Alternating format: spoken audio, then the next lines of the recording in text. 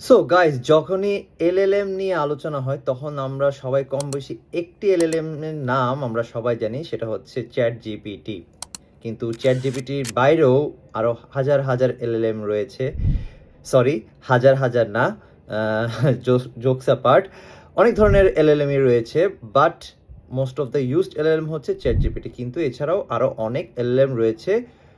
মনে রাখবেন, এক একটা এলএলএম এর এক এক ধরনের ফাংশন রয়েছে। এক একটা এলএলএম এক এক কাজে ব্যবহার করা হয়।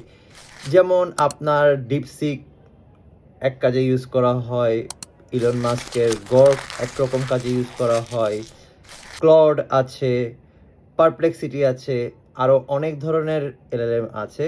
তো আপনারা কোন কাজের জন্য কোন এলএলএমটি ব্যবহার করছেন আমাকে কমেন্ট করে জানান।